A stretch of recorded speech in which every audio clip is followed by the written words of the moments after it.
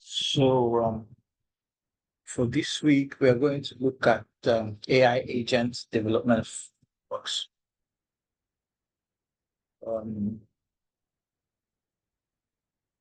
Last week, we looked at LLMs and LLM prompting, and we looked at where LLMs sit in the agentic AI architecture. So this week, we'll be looking at what are the frameworks that are used to develop AI agents.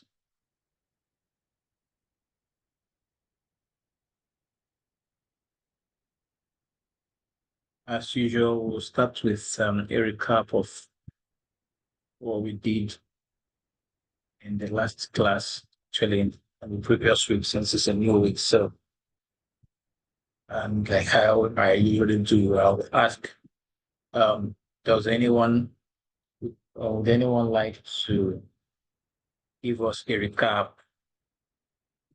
on what we did last week, or does anybody have any questions, something they would like to be clarified concerning what we did last week? If you have a question or you'd like to make a contribution, just raise your hand.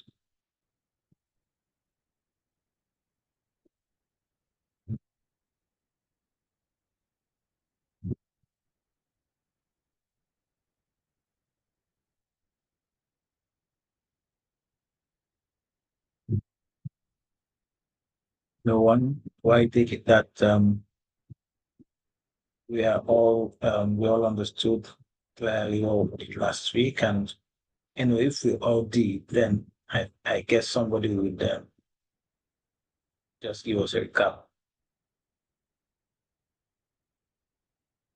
Am I audible?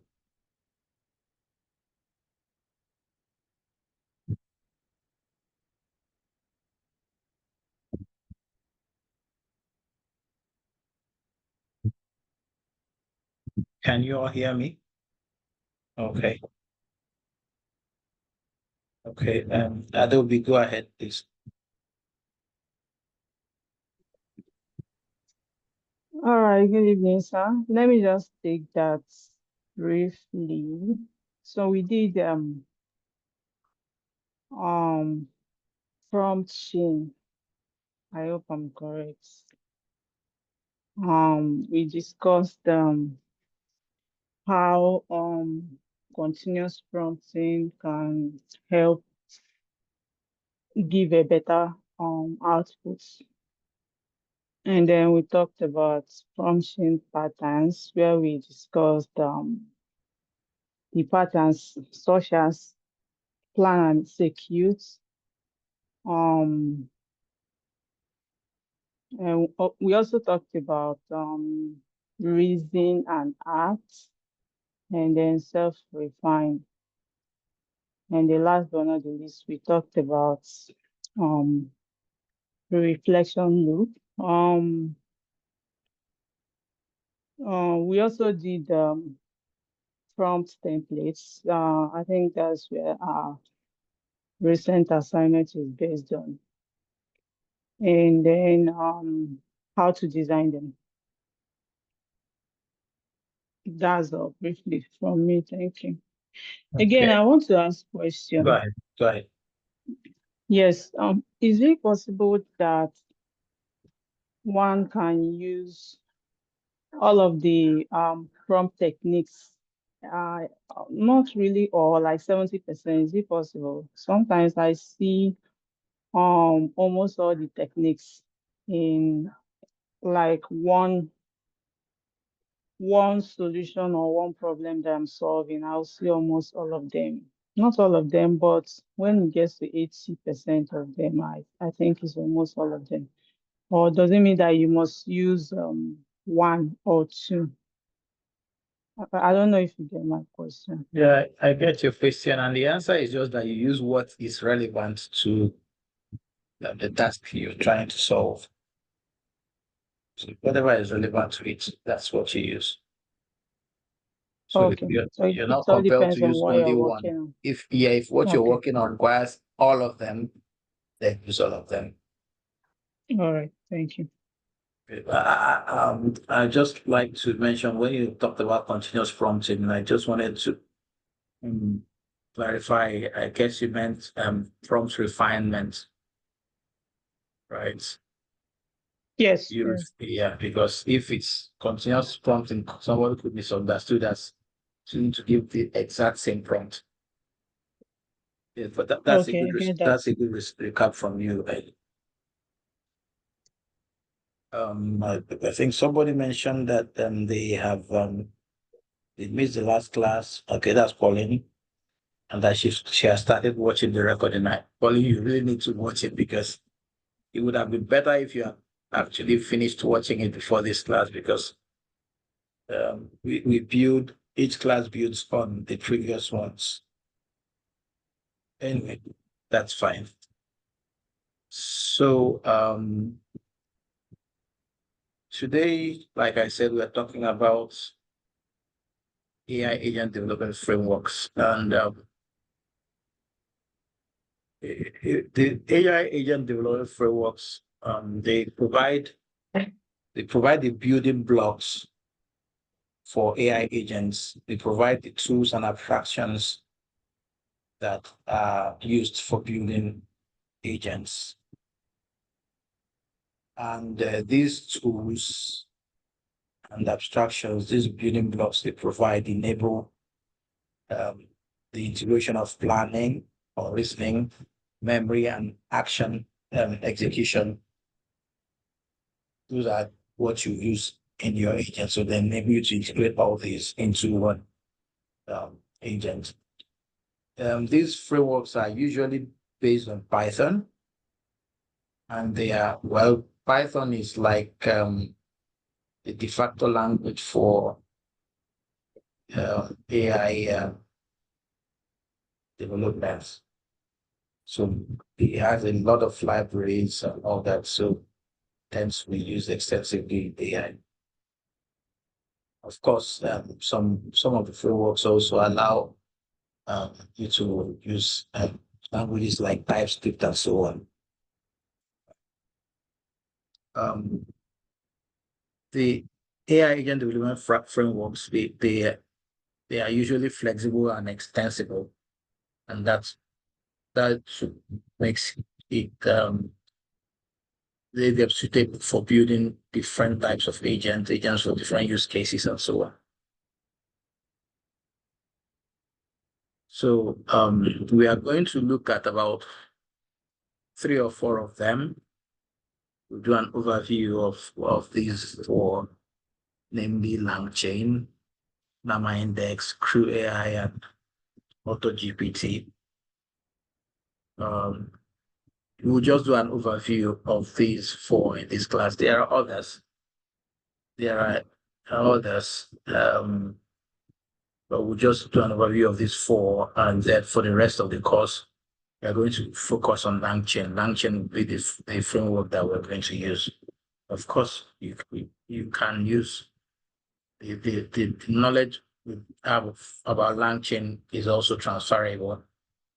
Once you understand the fundamentals, you can transfer that knowledge to specific tools. All you need to know is the um, um, just what the term escapes me, what is specific to that tool. And that's in general knowledge you have about the fundamentals transferred, and you apply it based on the specifics of the given tool that you're using. So, LangChain. LangChain is essentially a framework for orchestrating LLMs. It allows you to build tools and applications with LLMs at their core, if I may say, LLM-powered tools and applications.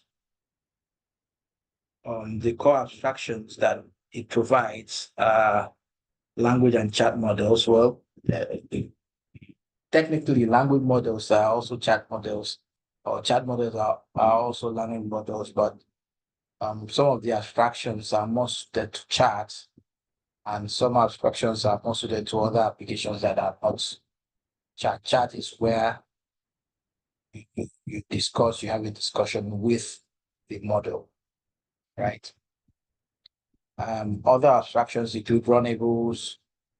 The runnable is really like it represents any how do I say, any object might not be the right, any component of LangChain that you can execute that uh, implements the runnable interface. The runnable is like an interface, right?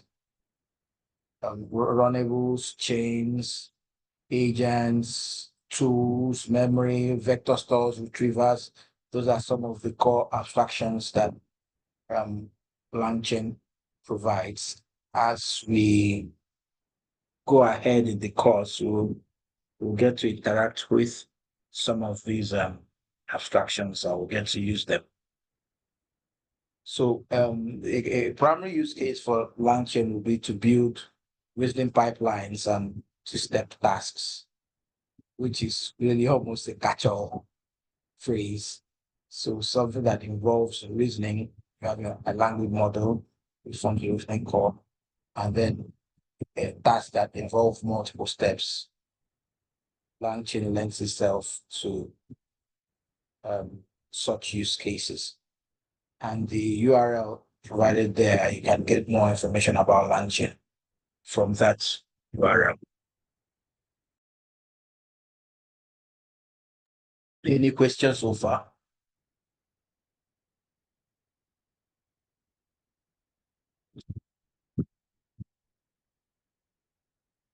Yes, trust me, go ahead. Please, what's the meaning of orchestration? LLM orchestration. Is it the whole prompting an LLM and getting a result, like the way we talk the class we did in the that's our last class. So that whole process of prompting, either through chain of thoughts prompting or the prompting we discussed, then is that what is LLM orchestration? No, that is not what is LLM orchestration.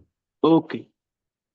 I explained that LangChain allows you to build LLM powered applications and tools, right?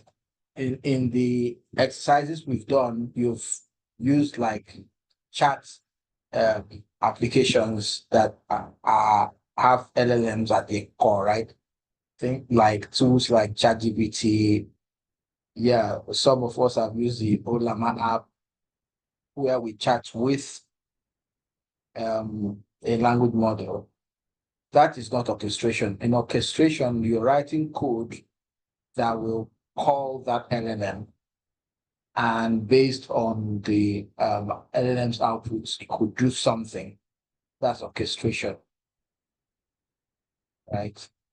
I'm trying to avoid using jargon in trying to explain orchestration, but orchestration is just you plan something, you set something in motion. Okay, thanks. And typically it will involve multiple parts working together. So it's about creating a plan and creating something that allows all those multiple plans to work together in harmony. Right. Any other question?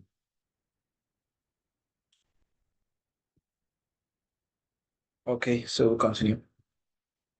Yeah, Adobe, go ahead.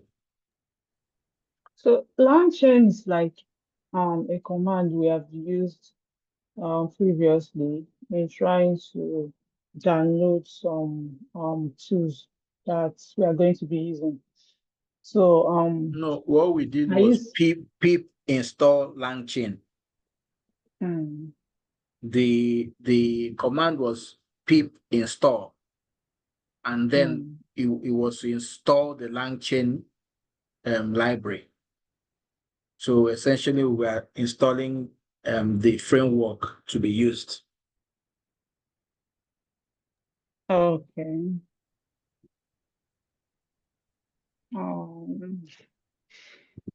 I'm not sure I'm clear yet. I think there's other areas where we use this, like I can't remember why the lecture is going. I'll search for it and I'll just call your attention if I see it. Thank you. Other areas where you use the LangChain command. As a command, yes. I can't remember, but I'll check now. Okay. Okay, please go ahead. All right. So we continue. Llama index, that's another framework. Llama is a framework. Llama is really the default for Llama is RAG, retrieval of augmented generation. So it's a framework for ingesting, indexing, and retrieving data, which is really what RAG is. And its core abstractions include language and embedding models, document, node, index retriever agents, query engine, and tools. The truth is that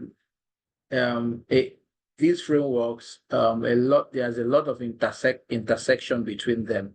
Yes, each one may have started as one thing, but they all grow. They grow and they also expand and what they offer, right? So the use cases of some key use cases of Llama Index would be to connect LLMs to structured or private data, like I mentioned, with augmented generation. You can get more information about Llama Index from the URL indicated there.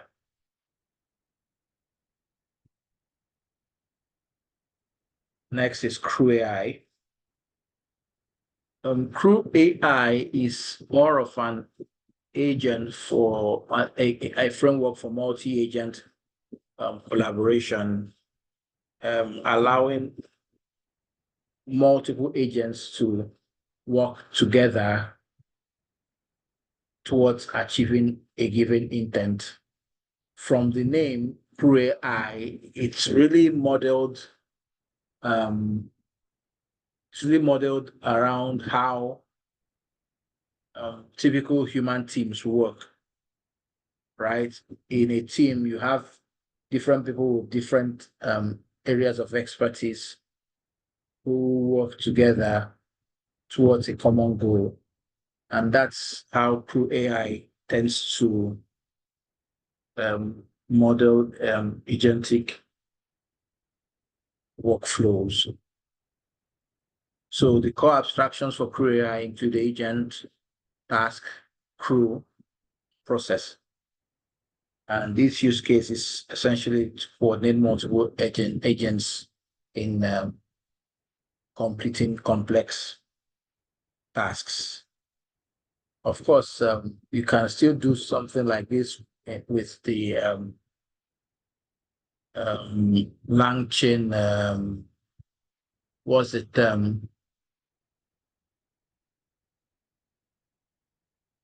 term escapes me, but with LangChain and LangGraph, you can also have multiple agents work together.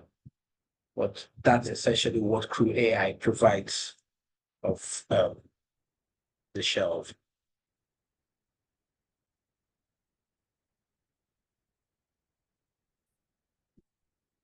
Now, AutoGPT. AutoGPT really, it's in the gray area between a framework and a platform, because while frameworks like LangChain and Llama Index are libraries that you can import in Python put into your Python script and use them in building agents. That's not really how AutoGPT works. Of course, AutoGPT provides a command line interface that you can use. It was originally an autonomous agent app. It was originally an app, but now it's a modular framework.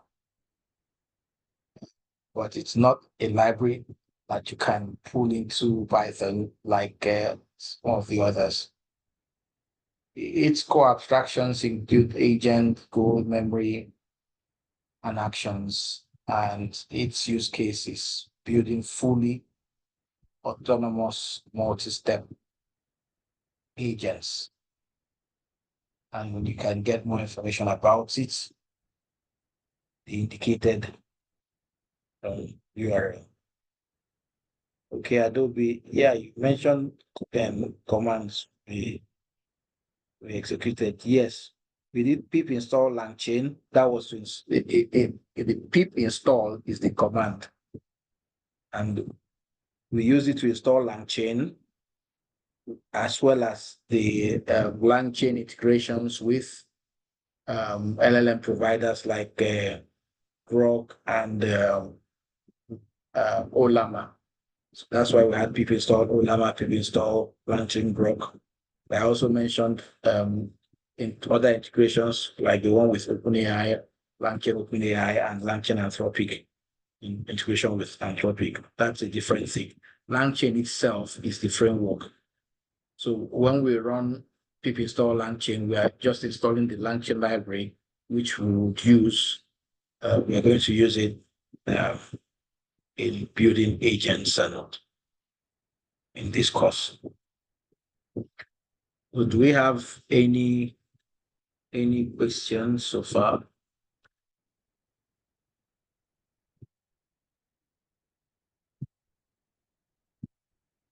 Yeah, David, go ahead, please.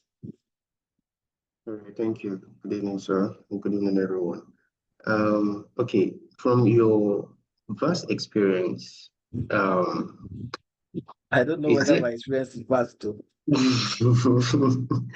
Okay, from your experience anyway, is there a possibility that there are specific, or should I say, what's the word for it now? Okay, a recommended framework peculiar to building agents for particular use cases, if I should use that. Like, let me say, for instance, just like we have Flutter framework for building mobile apps, even though it builds web, but you can't really depend on, not many use that framework for building web applications. Then you also have like React and so on and so forth. So are there cases where there's a specific framework that would actually recommend for specific applications when it comes to building agents? I don't know if you understand. I understand you. Okay. Yeah, but like I was saying earlier, the most important thing is to understand the fundamentals, and almost everything can be implemented in almost every framework. I still say almost. There are some, for example, there are actually no code platforms for building agents. Some will argue that those are not agents, that they are just workflows, but they are not very flexible. Each of the and then for those no code tools, when your use case becomes so complex, it's difficult to represent it with a visual graph, because that's essentially what's how you use those no code tools. There are low code tools like AutoGPT. Now, the thing with no code and low code is it's not as flexible as full blown a coding environment or code based tool, right? Okay. but then also it's easier to use. So it really depends. What exactly are you trying to do? Do you even know this tool? The best tool, honestly, is the tool that you know. Frankly, that's the best tool, the tool that you know. Because the one you don't know, it doesn't matter how wonderful it is, you don't know it. You can take time to learn it, but sometimes you don't have that luxury of learning the tool when you need to use it now. Okay. Okay.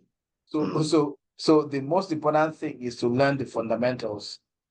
And that's why we started with what is AI. Yes, All right. because we need something we need to use a particular framework in our practical. We're going to use LangChain. But I mean, almost everything we'll build in LangChain, you could build in Llama Index or in Crew AI. Depends. It really depends on your use case, but what tool do you know? Do you understand what you want to do? What tool do you know? Except where the tool you know does not provide that capability, or where really makes it unwieldy to use that tool for that capability, then you're forced to go learn some other tool. Yes, some depending on what you want to do. For example, people say Python is slow, right? Okay. But yeah, Python is generally slower than C, for example. But why is C not used for everything?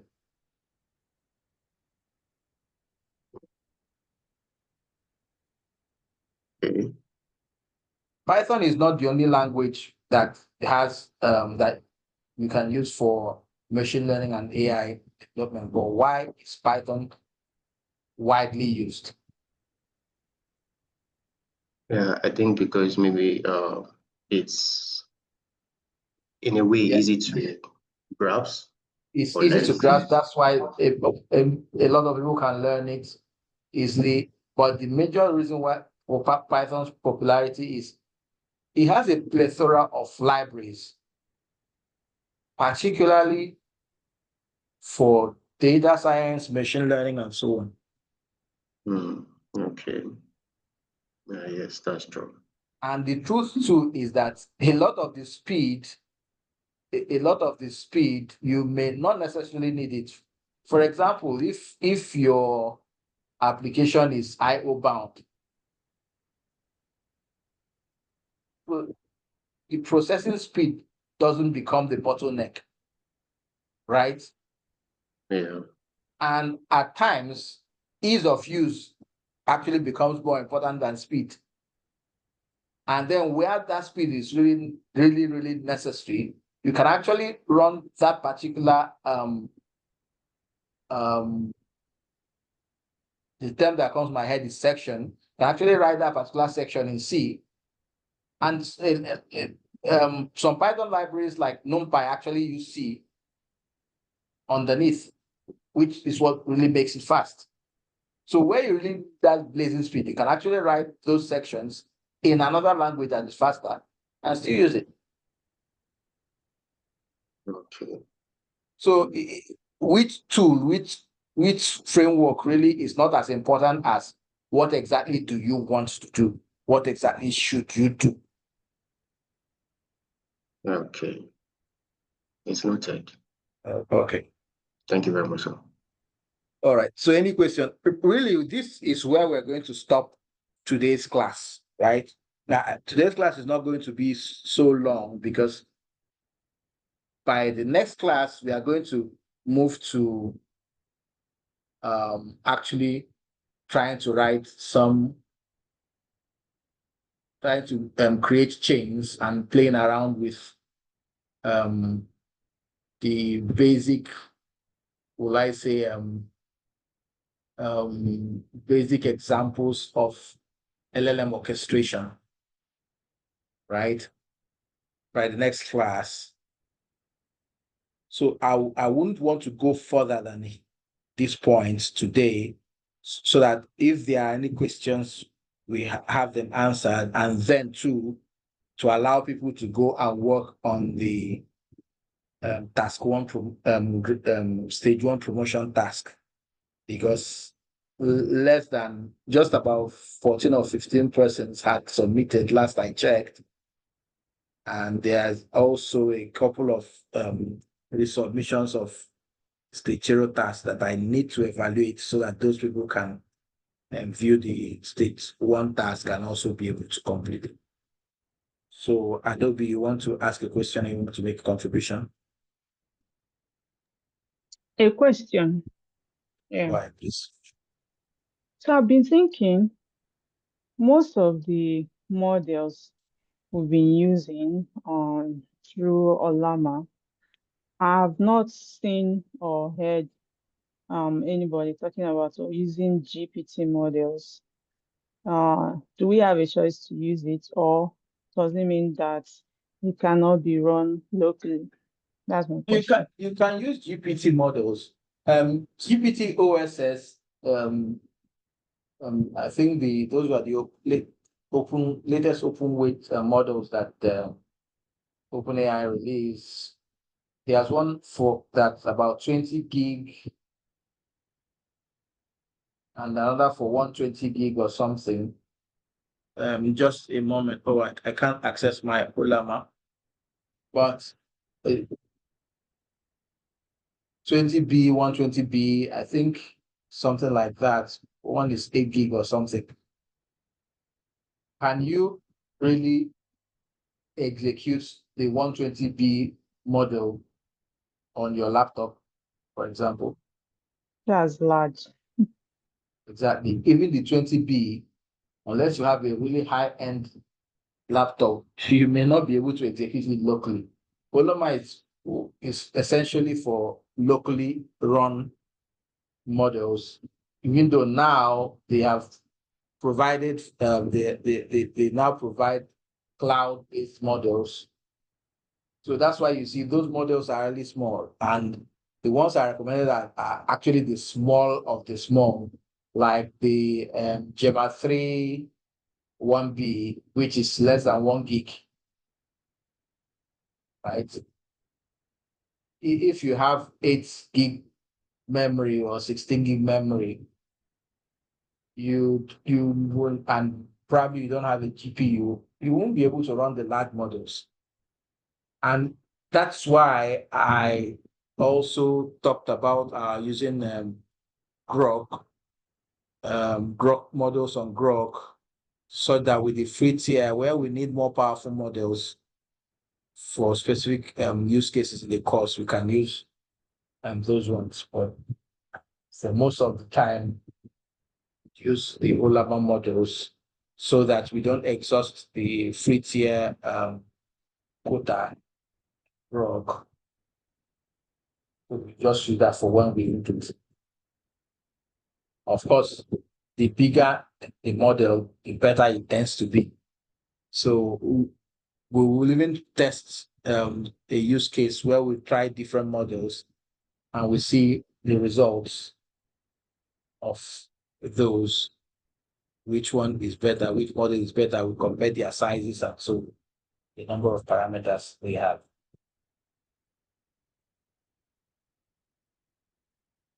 Does anyone else have any question? It doesn't have to be on what we've talked about today from the beginning till now. If you have any questions, so we clear it, because from Thursday we are jumping into the sea.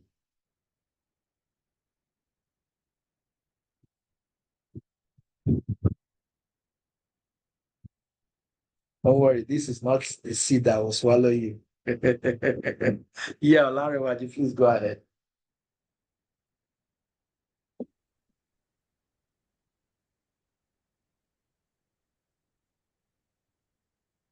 Larry, would you, if you're speaking, I can't hear you. Okay, sir. Can you hear me, sir? Yes, I can hear you now. Thank you, sir. Please, sir, I want to just ask a question. Generally on AI agents, I'm aware that, for instance, on some smartphones, one can, there's features called assistants that one can tell, send me a mail, go to so and so, call so and so persons for me. Can we classify them as agents? Some sense. Yeah, you can classify them as agents, but I don't know whether you can classify them as AI agents. If you remember, when we were defining what agents are, say there are apps that there are AI apps, right? And then there are agentic AI apps. And I mentioned that I think somebody asked a question and I answered that what makes it an agent is that agency, that ability to carry out actions with minimal human supervision.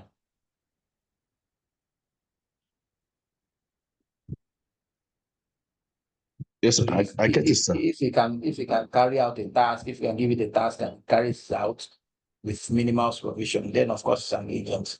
But whether it's an AI agent depends on whether it's powered by AI. Okay, but for instance, I'm aware of this Amazon, is it Alexa, that Yeah. I believe, or should I say assume is AI, because Alexa is definitely an AI product. You say, Alexa, play me so and so music, and she go into the web or YouTube or something.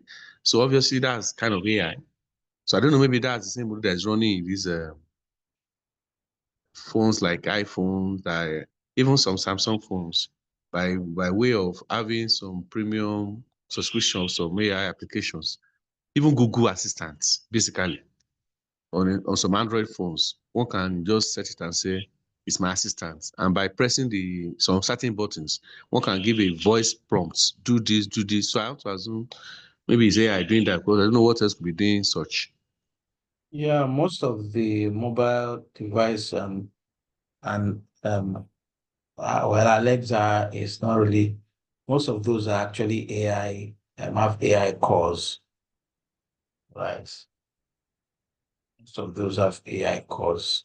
So Alexa is definitely an AI based tool. Of course, it has agencies, so it's an agent. So if such be the case there, why is the new hype around agentic AI? Because such have been for some years now. I don't know, I'm just thinking loud. Yeah, but how many people could build such app for years now? Okay. With LLMs have democratized a lot of um, AI Features. AI capability, right? Of course, some people now also the downside is that some people now use it as a one size fits all. You can use an LLM, you can prompt it to be a classifier, for example, but sometimes it's actually better to use some simple NLP tool, for example, as a sentiment classifier. Okay. So Please, LLMs are, go ahead, please. so please, just one more last question, sir. It has been a thought in my mind, but since you opened the floor that we can ask any question, not necessarily based on what we learned today. Of course, this agentic AI track. There are these other tracks that are in KodeCamp, like machine learning core and developers, AI for developers. I just want to know, sir, this agentic AI, where does it fall? Is it between them or ahead of developers? Or I mean to say, is it an assumption that we are developers or we shall be developers? Because like it's assumed that those in AI for developers track are assumed to be developers who are already building maybe front end, back end, as the case may be, or full stack, who now want to know how to do their work with AI enablement. So what's the case with this agentic AI, sir? Is he assuming, does he assume that one is already a machine learning specialist or already a deep learning engineer or kind of thing? Where does it take off knowledge from, sir? I'm just curious to know, sir. Okay, if you remember, we mentioned that for you to derive the most benefit from this course, you should already have some knowledge about machine learning, especially LLMs. You mentioned that you should have some knowledge of software development. You should know some programming language. You should have some knowledge of software development. I think those are the ones about knowledge and skills that we mentioned. The other ones about your system. So Yes, for you to say you want to build agents, you should already know how to develop software, because at some point you need to make some architectural decisions. If you don't have that capability, you need to write code to actually build flexible agents. Like I had said that there are some no-code tools, there are some low-code tools, but then the code-based tools are the most flexible. And for you to be able to solve arbitrary problems, you need some level of flexibility. And so how do you do that without knowing how to write code? Now, each of the tracks have a given requisite. focus. AI applications and tools is for people who don't have any software development knowledge or experience. They just want to know, how do you use AI tools to improve your productivity. Machine learning core is for those who want to actually build the models. How do you train the models and all that? AI for developers is about how developers can use AI to improve their efficiency and effectiveness. Yes, people are talking about 10x and 100x and 12x and 1 million x and all that. Developers with AI, but how many x really is still debated, and how many x you can achieve is really more constrained by your own original. Because let's say, assuming you can achieve, I think Engineer Niebiet had mentioned something. I think it was the AMS session, or I don't know, but it's a fact. Let's just assume that with AI tools, you can be a 1 million X developer. If X is zero, if X is zero, 1 million times X is still zero. Absolutely. So the important thing is, what is that X before we now talk of how much The intercept. how much it can scale that X. But I know that with coding agents, I've been able to work on projects in language and framework that I'm not so, in a language that is not my primary language. I have an idea of a language. I've done some project in the language before. Then with a framework that I have never worked on before, I have little to no knowledge about that framework, except that, okay, it's a front-end framework and all that. And I was able to add a feature to an already existing code base using a coding agent. Now, if I didn't have a coding agent, it would take me quite a bit of time to be able to do that, but I was able to do it in less time than is typical. But then, assuming I didn't have any idea of what I wanted to achieve, I would need to know what this is the task. How would you typically do this? And then I would also need to learn the framework, and I would also need to learn the language. Okay. But the coding agent allowed me to overcome these hurdles in less time. Of course, it has not improved I'm still not an expert in that framework. I'm still not an expert in that language, but I was able to get the Use job it. done as we did. Yeah. Okay, sir. Finally, sir. That being said, sir, thank you for the clarification. Well, could it get to a point that people who are AI for developers, track people who as well start building agentic AI systems as part of the apps or product they build? Well, if they have the knowledge of building agents, why not? It depends. Okay. But I know that track is not focused on building agents. Yeah, I understand. It would actually be more focused on using agents than on building agents. Okay. Thank you, sir. All right. Does anyone else have a question? Okay, me, I have a question. Without giving the specifics, how are you finding for those who have done the task stage one task? What do you think? Don't give us the specifics of your solution. What do you think about it? It's an open-ended question, but don't give us the specifics of your own solution because a lot of people have not done theirs.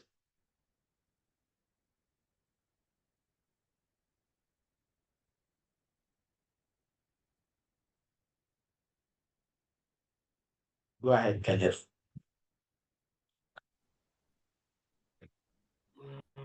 Okay, so from my end, I got to know the strength and the weakness of each models that I tried using my prompt template on. So yeah, like in a nutshell.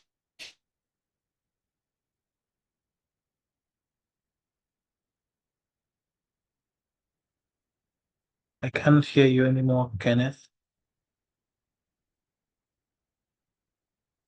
Are you done? I see that you're muted, but I couldn't hear you again at the point. Oh, and I couldn't hear what I said. Let me just let me I just got that you were able to see the strengths of different models that you tried. I got that far. yeah. And Okay, so at this point, it made me to have a clearer picture of what we are doing. The need of we prompting a particular model, so that we get what we need and put those things like in line. So yeah, basically that, and I've really appreciated like the entire process until the time that I took the final like assignment. I think for the level 1. So that point was when I got to put the pieces together and understand what we are really doing to this point. So yeah, thank you. That's what. okay, that's a good one. Anyone else?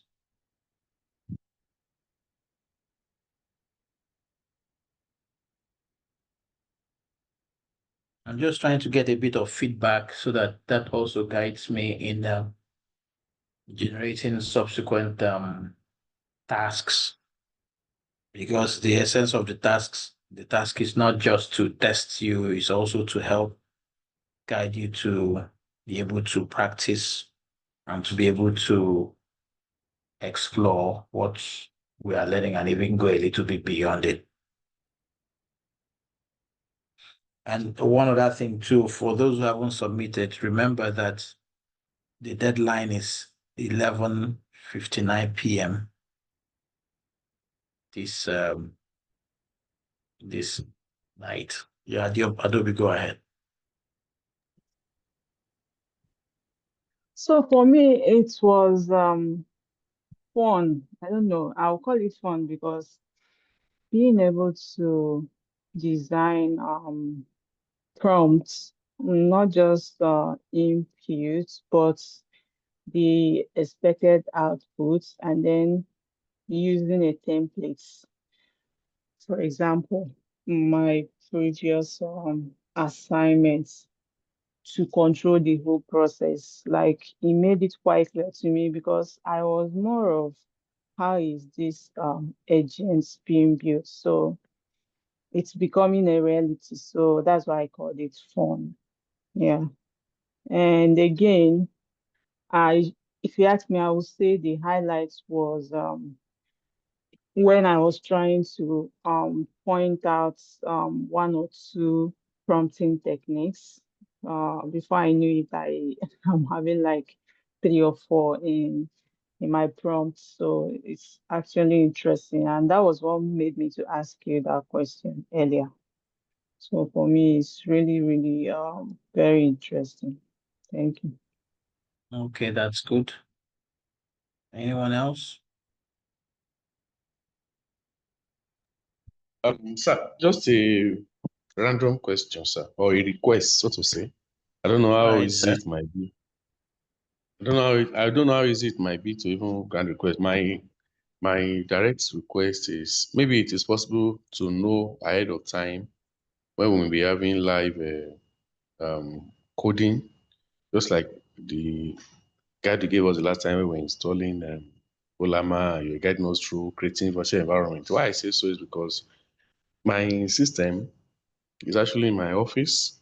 The system I use for this. My laptop at home is not adaptable due to the configuration. So I have to stay late in the office for this purpose. And I'm not complaining anyway. I'm only saying in case I know, like for today, if I know that there won't be coding, I can just go home and monitor the class on my tablets or even a laptop at home.